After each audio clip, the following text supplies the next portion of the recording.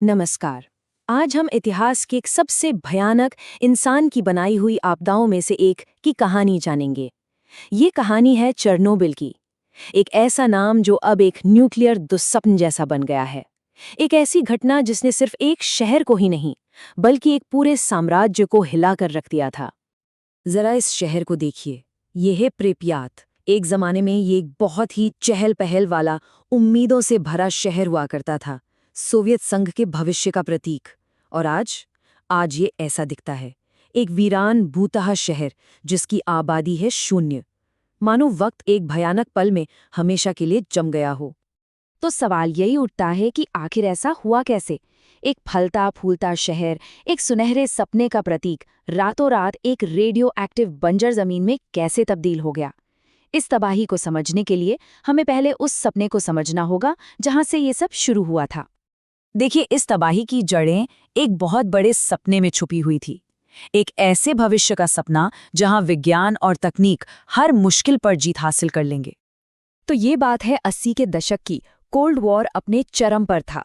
एक तरफ था अमेरिका, जिसकी अर्थव्यवस्था बहुत मजबूत थी, और दूसरी तरफ सोवियत संघ यानी यूएसएसआर, जो किसी भी कीमत पर अपनी तकनीकी ताकत दुनिया को दिखाना चाहता था। और इसी सोच के साथ उन्होंने एक परफेक्ट एटॉमिक सिटी यानी परमाणु शहर बनाने का फैसला किया, जो सोवियत शक्ति का एक चमकता हुआ उदाहरण बन सके। और उस सपने का नाम था प्रिप्यात। इसे खास तौर पे चेरनोबिल न्यूक्लियर प्लांट के कर्मचारियों और उनके परिवारों के लिए बनाया गया था। चौड़ी सड़कें, मॉडर्न अपार्टमेंट्स, स्कूल, पार्क्स, सब कुछ था यहाँ। मतलब ये सिर्फ एक शहर नहीं था, ये सोवियत तरक्की का एक जीता जागता सबूत था। और फिर आई 26 अप्रैल 1986 की वो रात, जिसने सब कुछ हमेशा के लिए बदल दिया। चेरनोबिल प्लांट के अंदर जिसे एक मामूली सा सेफ्टी टेस्ट समझा जा रहा था, वो असल में इतिहास की सबसे बड़ी परमाणु भूल बनने जा रहा था। और यही इस कहानी की सबसे बड़ी विडंबना है। मतलब जिस प्रक्रिया को प्लांट को और ज्यादा सुरक्षित बनाने के लिए किया जा रहा था, उसी ने उसे तबाह कर दिया। तो हुआ क्या था? चलिए देखते हैं कि कैसे छोटी छोटी गलतियों की एक चेन ने इतनी बड़ी तबाही मचा दी। सबसे पहले सेफ्टी ड्रिल में बहुत जल्दबाजी की गई। फिर जो सबसे बड़ी गलती थी वो ये कि इंजीनियरों ने टेस्ट करने के लिए सारे इमरजेंसी सेफ्टी सिस्टम्स को ही बंद कर दिया। इसकी वजह से रिएक्टर का कोर बहुत ज़्यादा, मतलब खतरनाक लेवल तक गर्म हो गया। और आखिर में जब उन्होंने उसे ठंडा करने की कोशिश की तो गर्म कोर के पानी से मिलते ही एक ज़बरदस्त भाप का धमाका हुआ। इतना ज़बरदस्त कि उसने रिएक्टर की 2000 टन की कंक्रीट की छत को उड़ा दिया और उसके जलते हुए रेडियो एक्टिव दिल को पूरी दुनिया के सामने खोल दिया। इस धमाके की भयावहता का अंदाजा लगाना भी नामुमकिन है। इससे जो रेडिएशन निकली वो हिरोशिमा पर गिराए गए परमाणु बम से 400 गुना ज्यादा जहरीली थी। एक ऐसी अदृश्य ताकत जिसका सामना दुनिया ने पहले कभी नहीं किया था। धमाके के बाद का मंजर तो और भी ज्यादा भयानक था। एक तरफ हवा में एक अदृश्य कातल फैल रहा था, और दूसरी तरफ सोवियत सरकार इस सच को दुनिया से और अपने ही लोगों से छिपाने की हर मुमकिन कोशिश कर रही थी। देखिए, रेडिएशन एक ऐसा दुश्मन है जिसे ना देखा जा सकता है, ना सुना जा सकता है। ये चुपचाप शरीर में घुसकर अंदर से सब कुछ तबाह कर देता है। ये हमारे डीएनए के स्ट्रक्चर को ही तोड़ देता है, जिससे सेल्स बेकाबू होकर बढ़ने लगते हैं और शरीर का पूरा सिस्टम फेल हो जाता है। सबसे पहले मौके पर पहुंचे फायर ब्रिगेड के लोग। उन्हें ये पता ही नहीं था कि जिस आग को वो बुझाने आए हैं वो असल में एक खुला हुआ परमाणु रिएक्टर है, जो उन्हें रेडिएशन की जानलेवा डोज दे रहा था।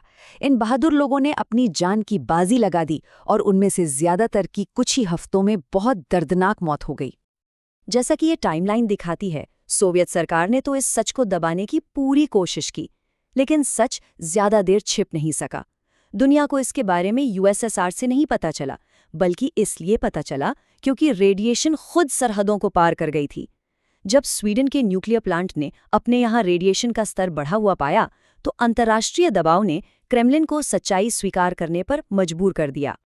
तो उस धमाके और उसके बाद के झूठ की असली कीमत क्या थी? इस आपदा का लोगों, पर्यावरण और उस वीरान हो चुके शहर पर आखिर क्या असर पड़ा? आंकड़े सच में दिल दहला देने वाले हैं। करीब करीब 6 लाख लोग सीधे रेडिएशन के संपर्क में आए। 1.5 लाख लोगों को हमेशा के लिए अपने घर छोड़ने पड़े, और आने वाले सालों में हजारों लोग कैंसर और दूसरी गंभीर बीमारियों का शिकार हुए। ये एक ऐसी डरावनी सच्चाई है जो उस तबाही की गंभीरता को दिखाती है। उन दमकल कर्मियों के कपड़े जो उन्होंने उस रात पहने थे, आज इतने सालों बाद भी इतने ज्यादा खतरनाक है कि उनके पास जाना जानलेवा हो सकता है। एक अनुमान है कि रिएक्टर कोर पर रेडिएशन को सुरक्षित स्तर तक घटने में करीब 20,000 साल लगेंगे। ये एक ऐसा नुकसान है जिसकी कीमत हमारी आने वाली सैकड़ों पीढ़ियों को चुकानी होगी। चेरनोबिल की कहानी इतिहास में ही खत्म नहीं होती। इससे मिले सबक आज भी उतने ही जरूरी हैं। तो आज की हमारी दुनिया के लिए परमाणु सवाल क्या है? दुनिया में और भी परमाणु हादसे हुए हैं, जैसे अमेरिका में 3 माइल आइलैंड और जापान में फुकुशिमा, लेकिन चेरनोबिल अपनी भयावहता में बिल्कुल अकेला है। एक ऐसी जगह जहां डिजाइन की खामियां, इंसानी भूल और सरकारी झूठ, इन सब ने मिलकर एक विनाशकारी तूफान खड़ा कर दिया। आज भी दुनिया भर में 400 से ज्यादा परमाणु रिएक्टर काम कर रहे हैं।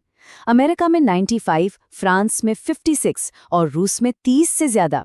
ये आंकड़े हमें याद दिलाते हैं कि चेरनोबिल से सीखे गए सबक, यानी पारदर्शिता, सुरक्षा और जवाबदेही, आज भी कितने जरूरी हैं। और यही सवाल हमें आज की परमाणु तकनीक के जोखिमों और हमारी जिम्मेदारियों पर सोचने के लिए मजबूर करता है। क्या हमने चेरनोबिल की भूल से इतना सीखा है कि ये सुनिश्चित कर सकें कि ऐसा फिर कभी ना हो? ये एक ऐसा सवाल है जिसका जवाब हम सबको मिलकर खोजना होगा।